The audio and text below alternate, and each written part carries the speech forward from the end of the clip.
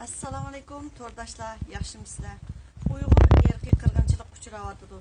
Erki qırğınçılıq uçurgan millet zimin dep çıkıdı. Bizge avtonomiya kerek emas, bizge zimin kerek, hör zimin kerek.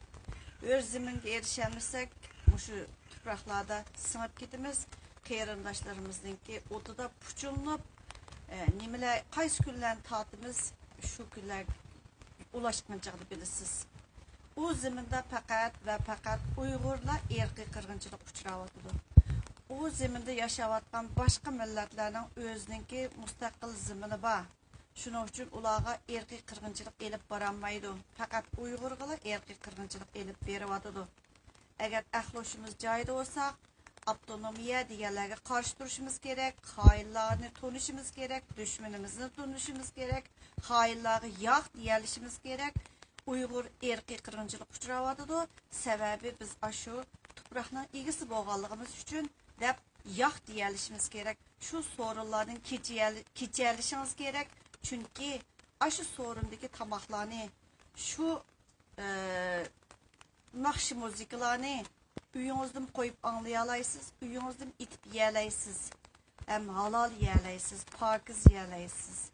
Əxloşunuz joyida olsa, mening so'zimni anlap görün. Bu yani kök pürkeyme, yeni birim pürkeyme. Zemzemge çilisanma avtonomiyani yanılı Xitay puraydı. Meyli o Kur'an okuğallavamı, o bu diğerlerini tehlil qıp getipsiler. Kur'an'ni Xitay mı okuydu? Sebebi o bir kitap dep hesaplaydı ola. Okurmenler ola. Herkes o etkatның tüpeylidin okumaydı onu. Uygur'unu aldaş etkat müstehkem bir millet bo'lganligimiz uchun shu din mazmundagi narsalar orqali Uyg'urni shundoq aldayalaydi. Azaldan aldab kelgan. Agar ahloshimiz joyida bo'lsa, xalqning e'tiqodi, eshakka e'tiqod qismi, to'ng'izga e'tiqod qismi xalqning o'zining tanlashi. Lekin biz avtonomiya deganga, bu yerda erki qirg'inchilik bo'lmayotdi deganga qarshi turmiz. Xoinlarga ergishib, xoinlarga chavoq chep o'ltiradigan vaqtingiz o'tib ketdimi? Savol qo'yib beqing, kallangiz bijirim bo'lsa, hamma narsani so'rab baqsangiz, savol qo'yib baqsangiz javobi chiqadi deb o'ylayman.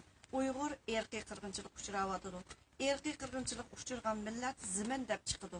Rahmat sizlarga.